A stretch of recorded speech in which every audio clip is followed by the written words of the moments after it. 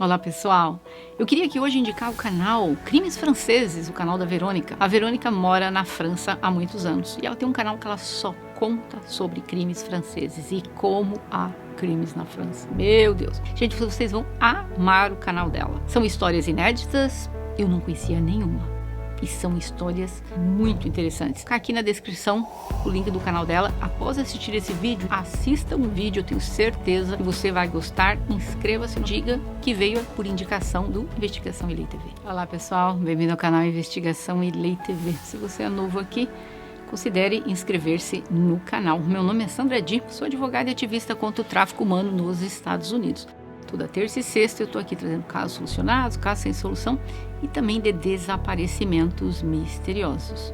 Pessoal, como eu falei dias atrás, volto aqui a repetir, nós vamos estar soltando aí talvez 1, 2 vezes ao mês vídeos dentro desse canal. Continuaremos com os vídeos de terça e sexta a respeito de crimes, mais um vídeo extra que onde eu vou estar mostrando a vida dos americanos nos Estados Unidos, dos brasileiros nos Estados Unidos, né, os afortunados, os que vivem passando necessidade, a pobreza, os perrengues, algum depoimento de algumas meninas que vieram trabalhar aqui como au pair e por aí vai. Eu gostaria de pedir, se tem alguém aqui assistindo esse vídeo que já morou nos Estados Unidos, aqui embaixo está o Instagram, dá uma entrada em contato comigo que eu gostaria muito de falar com você, tá bom? Vamos ao caso de hoje. Esse caso aconteceu na Alemanha. Nils Hogan, ele nasceu em 30 de dezembro de 1976. Ele era um enfermeiro e um serial killer alemão. Inicialmente ele foi sentenciado por ter tirado a vida de 6 pacientes, mas após um tempo ele foi convicto por ter tirado a vida de mais de 85 pacientes que ele cuidou. Quando a Alemanha ainda era dividida, né, naquela época, Alemanha Ocidental e Oriental, ele foi criado na Alemanha Ocidental e ele cresceu em uma atmosfera altamente protetora. Além de seu pai e sua avó dedicarem suas vidas ajudando pessoas, eles eram também enfermeiros. E parece que o Nils sempre olhou para eles, para o seu pai principalmente, como um grande exemplo de um homem e tal, e ele resolveu se tornar enfermeiro seguindo os passos da família, da própria mãe. Então, quando o Nils se tornou maior de idade, ele decidiu que ele estudaria enfermagem. Parecia que o Nils também queria fazer tudo ao seu alcance para ajudar os outros em sua comunidade. No entanto, com o tempo, seus desejos passaram para uma parte escura da vida dele. Enfim, então em 1997 ele completou o seu treinamento e tornou-se enfermeiro trabalhando no hospital de Ullahat, quando ele tinha apenas 21 anos de idade. Precoce, rapaz. Se casou em 2004 e ele teve uma filha. Ele decidiu deixar seu emprego no hospital e começou a trabalhar para uma clínica. Ele seria encarregado de cuidar de pacientes na unidade de terapia intensiva de uma ala de cirurgia cardíaca. Os funcionários começaram a desconfiar dele. Em agosto de 2001, apenas 2 anos depois de aceitar seu novo emprego, uma reunião foi feita na clínica. Os membros do conselho estavam preocupados com o fato de um número chocante de pacientes estarem perdendo a vida e um aumento no número de ressuscitações. E um aumento muito grande. De acordo com essa clínica, 58 pessoas haviam perdido a vida no plantão do Nils. Coincidência? Após a reunião ter chegado ao fim, o Nils sabia que os líderes da clínica estavam atrás dele. Então, no dia seguinte, ele telefonou para o trabalho e disse que ficaria afastado por 3 semanas. Mas, na ausência dele, por um curto período de tempo, o número de pessoas que estavam perdendo a vida diminuiu drasticamente na clínica. E aí, os trabalhadores que desconfiavam dele começaram a achar isso não é só uma desconfiança. Será que ele estava fazendo alguma coisa aqui dentro da clínica? Aí o Nils foi questionado por um dos médicos-chefe, sem saber que isso se devia a uma diferença de opinião, porque o médico realmente achava que as habilidades do Nils seriam muito úteis em outro lugar. No entanto, o Nils aceitou uma proposta para ser transferido para a unidade de anestesiologia mais tarde, ocorrendo isso no ano 2001. O médico-chefe da sua nova enfermaria explicou que ele não gostava como Nils sempre forçava situações de emergência. Para acrescentar isso, ele explicou ao Niles que depois que ele se envolvesse na emergência, os pacientes teriam uma chance maior de falecer ou enfrentar certas dificuldades. O médico nunca o acusou abertamente, mas fez esse comentário. E ali ele foi transferido para uma área do hospital que ele não gostou. Então ele começou a procurar um emprego em outro lugar. Em apenas algumas semanas, após essa reunião com o líder da clínica, o Niles recebeu uma carta de referência muito boa. Incrível, né? Um dos seus superiores, na carta, escreveu que o Niles era um enfermeiro incrível, que sempre se superava, que a dedicação e a conduta dele era extremamente cooperativa. E explicou que todas as tarefas que ele cumpria eram da maior satisfação. Embora a clínica ameaçasse demiti-lo, eles deram essa bela carta para ele. Em dezembro daquele ano de 2002, o Niles aceitou um novo emprego na outra clínica, né? E, infelizmente, seu comportamento questionável não terminou quando ele deixou seu antigo emprego. Novamente, pessoas começaram a perderem a vida lá.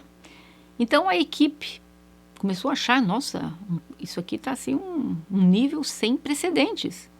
Né? As fatalidades começaram a aumentar e ocorriam toda vez que o Niles estava de plantão. A maior parte desses pacientes perdia a vida devido à arritmia ou outros problemas relacionados com sangue, coração. Muitos de seus novos colegas de trabalho começaram a se esquivar dele por não querer se envolver ao seu redor. Parece que muitos dos seus superiores também suspeitavam dele, mas nenhum deles deu um passo à frente e o acusou de qualquer coisa. Como a polícia descobriria mais tarde em processos judiciais, por todos os meios, alguns dos seus colegas de trabalho encontraram 4 frascos vazios de uma medicação enquanto Niles estava de plantão um dia, o que causou arritmia com riscos de vida e problemas relacionados ao coração. Essa informação foi levada aos líderes da clínica, mas eles não fizeram nada para impedir ou fazer uma investigação sobre o assunto. Então, e foi provado depois que esse medicamento não havia sido prescrito para esses pacientes. Então, ele estava pegando esses medicamentos por conta própria, esses frascos, e ele estava injetando nos pacientes que vinham a ter arritmia e acabavam perdendo a vida dessa forma. E outros, ele queria se mostrar o super-herói, ele injetava e logo em seguida ele ia tentar fazer a ressuscitação da pessoa e falar, nossa, olha, e todo mundo...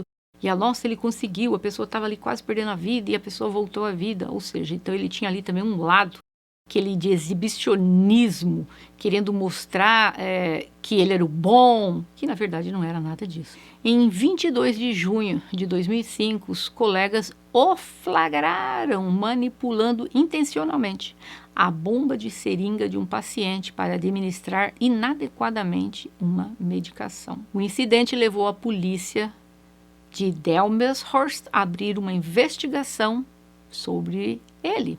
Vários colegas de trabalho do Neil acabaram depois dizendo que 3 anos antes do ocorrido, ele estava injetando o mesmo produto em outros pacientes. E esse incidente foi o suficiente, no dia que eles viram ele manipulando as bombas lá, para chamar a polícia. Então eles apareceram e começaram a conduzir as investigações, porque eles suspeitavam que o Niles estava simplesmente tirando a vida dos pacientes. A polícia solicitou todos os registros de óbitos e cartões de ponto dos 2 anos anteriores e, levando a investigação até 2003, não demorou muito para eles começarem a ligar os pontos e chegaram à conclusão de que nos últimos 2 anos, pelo menos 73% das pessoas que perderam a vida naquela clínica estavam relacionadas de uma forma ou de outra com este enfermeiro. Ele foi considerado culpado em 2006 e foi levado para uma prisão para enfrentar a sua punição. Mas, nisso, os advogados dele estavam tentando reverter a condenação dele, né? Então, a condenação dele foi revertida em troca de uma sentença maior, ou seja, a apelação dele foi um tiro na culatra, né? Ele estava tentando sair, aumentaram mais a pena dele ainda, né? Então, ele teve uma sentença. Gente, vocês não vão acreditar. Uma sentencinha de 7 anos e meio. Sua licença de enfermagem estaria revogada permanentemente. Isso é pena. Em janeiro de 2014, estava quase na hora do Neely ser libertado da prisão, né? A polícia sabia que ele deveria estar envolvido em mais pessoas que haviam perdido a vida, né? E a polícia correu para tentar descobrir se tinha mais gente. E a polícia soube que 90 pacientes, 90, haviam sido injetado medicação, 60 foram ressuscitados com sucesso por ele. No entanto, os restantes 30 perderam a vida. Então, apenas alguns meses depois de saber que o Neely foi condenado à prisão perpétua, e sua sentença foi finalizada em março de 2015. O problema é que, apesar de do promotor saber que tinham todas essas razões, todas as pessoas que ele tirou a vida, eles suspeitavam que não é possível, tinha que ter mais gente.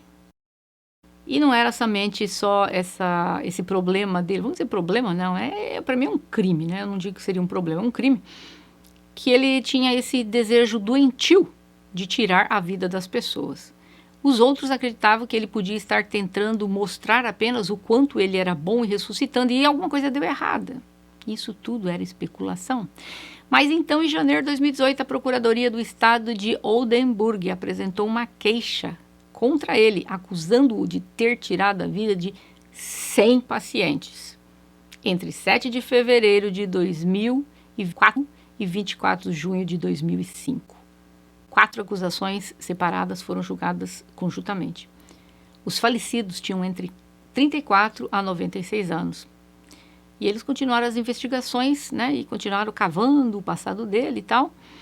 E em outubro de 2014, eles descobriram que outras 200 pessoas provavelmente foram vítimas dele, embora esses não fossem casos que a polícia tinha provas, né, para poder trazê-lo a júri por esses crimes. Eles estimam que o número passe de 200 casos foram investigados, e ficou provado que o total de 134 corpos foram exumados novamente e confirmaram que todos eles tinham essa medicação. Então, durante a investigação desses casos, imagina só, 67 cemitérios tiveram que ir lá tirar os corpos para fazer a exumação. Então, o caso cresceu de uma forma tão grande que a polícia local precisou criar uma força-tarefa especial para investigar os crimes dele. Então, foram criar uma força-tarefa para os crimes do Neely. Os promotores sabiam que precisavam de provas concretas para ajudar a levar esses casos adiante. Para fazer isso, eles decidiram fazer a exumação dos corpos, como eu falei. E além desses casos, tem mais 101 vítimas. Esses é que a polícia tem certeza, mas ainda não tem as provas suficientes, tá? E tem 101 vítimas que eles acham que talvez ele participou. Gente, moral da história. O homem é suspeito de mais de 400 pessoas que ele tirou a vida. Mas, como não existem provas, vamos dizer assim, substanciais, que ele foi acusado formalmente de 85. Ele acabou ali pegando a prisão perpétua e ele vai passar o resto da vida dele nas grades. Mas o impacto das suas ações ainda repercute na comunidade e parece que a polícia ainda talvez está investigando alguns casos adicionais que podem ser colocados contra ele nos próximos anos. Gente, eu acho absurdo. A primeira clínica, eles tinham quase certeza que era ele que estava fazendo isso. Não fizeram nada, ele foi para outra. Estavam todo mundo com certeza que foi ele, mas aí me deram aquela carta maravilhosa para ele. Se esse homem tivesse parado a tempo, muitas dessas pessoas estariam vivas. Eu espero que essas pessoas que perderam a vida, os familiares, tenham ingressado contra esses hospitais onde ele trabalhava. Porque esse homem poderia ter sido parado muito tempo atrás e ninguém o fez. É um absurdo. Um homem que fez um juramento de salvar vidas. Não entra na minha cabeça. Independente que ele fosse casado, tem filhos, mas é uma carreira que ele tinha, uma vocação, vamos dizer assim, e ele jogou tudo para cima a vida dele, da família, da filha, sujou tudo, o nome de todo mundo, tirou o sossego dessas famílias que perderam os entes queridos, tirou tanta gente dessa vida. É difícil de acreditar que uma pessoa que havia dedicado bastante tempo na profissão pudesse ser tão frio, tão calculista de saber que estava ali tirando vida de pessoas e que familiares estariam sofrendo pela perda dessas pessoas. É incrível. Mas eu, particularmente, além de culpá-lo, obviamente, eu também culpo bastante os hospitais que nunca fizeram nada contra ele. Se você acha que tem empregado teu dentro do hospital, enfermeiro, médico, assistente, o raio que seja, tirando vida de paciente, você só deixa isso por isso mesmo? Você tem que ter uma investigação dentro do hospital. Tem que ter uma denúncia formal.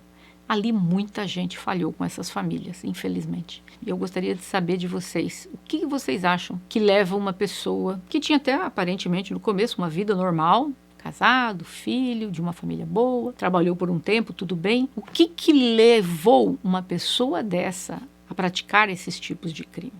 Eu, particularmente, acho que louco ele não é, que ele cobria muito bem os casos. Uma pessoa, quando ela é inimputável, ela não pode ser levada à justiça por um crime que ela cometeu, mas é porque geralmente ela não sabe a diferença do certo e o errado, então ela não encobre casos. Ela simplesmente vai lá e diz, eu fiz, porque ela não sabe da repercussão que isso pode acarretar. Ele não. Ele fazia com todo o cuidado e por muito tempo. Então ele sabia a diferença do certo e do errado. Eu não consigo entender. Psicólogos, Gustavo, help! Venham aqui, digam aqui o que vocês acham de um caso desse. Porque ele não obtinha vantagem com isso. Eu gostaria de ouvir a opinião de vocês. Deixa aqui nos comentários, tá? E nós nos vemos em breve. Bye!